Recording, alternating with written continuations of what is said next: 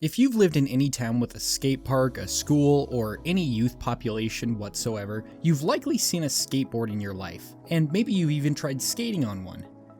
The skateboard is a surprisingly modern invention, having only been invented within the last 70 years. So let's do a brief dive into the skateboard's origins, an activity that is practically 100% less likely to leave you scraped up on the asphalt than actually skateboarding. 3-minute flicks. Entertaining, educating, and enlightening. The origins of the skateboard lead back to the early 1950s in California, and while it may be a little tricky to trace who was the first true creator of the skateboard, the sport as a whole is attributed to surfers.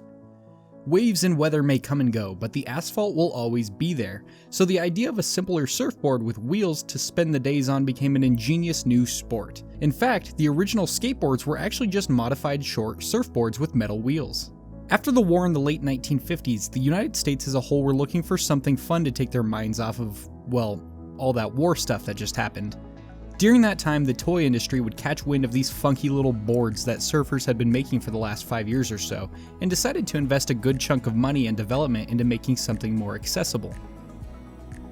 In 1959, roller derby would release the first official skateboard with much better handling and bearings, leading to the ability to perform much more tricks and maneuvers than what the standard surfboard would allow for. Into the mid-1960s, the skater lifestyle was born, and the skateboard was seen as much less of a toy and more of a piece of sports equipment.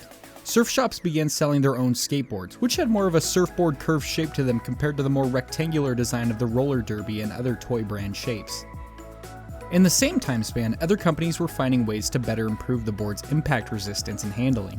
Surfing magazines even began allocating more and more of space in their columns to fit skateboard news, and clothing brands began switching gears to create more and more specialized clothing for skaters.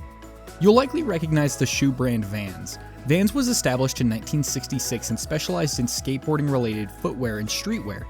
Soon, Etnies, Converse, and DC shoes would follow. As time went on, the shapes and sizes of skateboards were perfected to allow for more intricate tricks.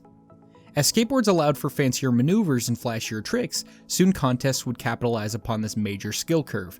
The larger clothing, surfing, and skateboard companies would even start scouting for the best skaters to sponsor in these competitions, only furthering the impact and money flowing into this sport. The last major breakthrough in skateboard science was the invention of urethane wheels in 1972. A strange type of material that was much more comfortable, smoother, and faster than the prior wooden and metal wheels. Pretty soon, the skater culture would spread rapidly from the US into other countries, and the rest really is history. Well, except for when Tony Hawk got his first skateboard in 1977. I guess we should mention that too.